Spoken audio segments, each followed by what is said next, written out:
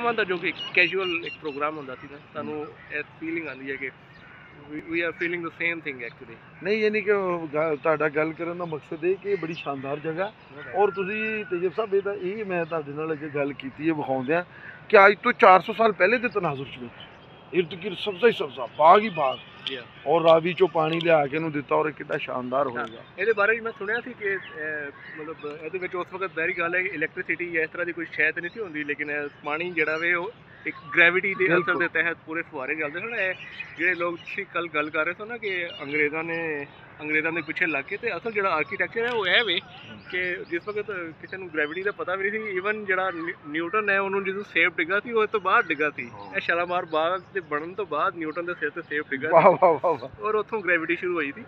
ਪਰ ਇਹਨਾਂ ਨੂੰ ਗ੍ਰੈਵਿਟੀ ਦੇ ਪਹਿਲੇ ਤੋਂ ਪਤਾ ਸੀ, ਇਹਨਾਂ ਨੂੰ ਪਤਾ ਸੀ ਕਿ ਯਾਰ ਪਾਣੀ ਇੰਜ ਆਏਗਾ ਤੇ ਅਸੀਂ ਫੁਹਾਰੇ। ਲੇਕਿਨ ਇਹ ਤੁਸੀਂ ਕੱਲ ਇਹ ਗੱਲ ਕੀਤੀ ਹੈ ਕਿ ਇਹ ਆਰਕੀਟੈਕਟ ਨਹੀਂ ਨੂੰ ਸਿਰਫ ਕਿਹਾ ਜਾ ਸਕਦਾ, ਇਹ ਬਹੁਤ ਬੜੀ ਸਾਇੰਸ ਹੈ। ਉਹਦੇ ਤੋਂ ਕੀ ਮੁਰਾਦ ਸੀ?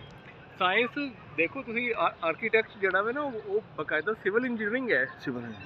ਹੁਣ ਸਿਰਫ ਸਿਵਲ ਇੰਜੀਨੀਅਰਿੰਗ ਅਪਲਾਈ ਕਰ ਦੇਣਾ ਕਾਫੀ ਨਹੀਂ ਹੈ। ਤੁਸੀਂ ਅਜੂਬਾ ਬਣਾ ਦਿੱਤਾ ਹੈ। ਦੁਨੀਆ ਦੇ 7 ਅਜੂਬੇ ਨੇ, 7 ਅਜੂਬੇ, ਉਹਨਾਂ ਵਿੱਚੋਂ ਇੱਕ ਹਿੰਦੁਸਤਾਨ ਵਿੱਚ ਹੈ। ਉਹ ਕਦੋਂ ਦਾ ਬਣਿਆ ਜਦੋਂ ਗੋਰੇ ਵੀ ਨਹੀਂ ਸੀ ਆਏ।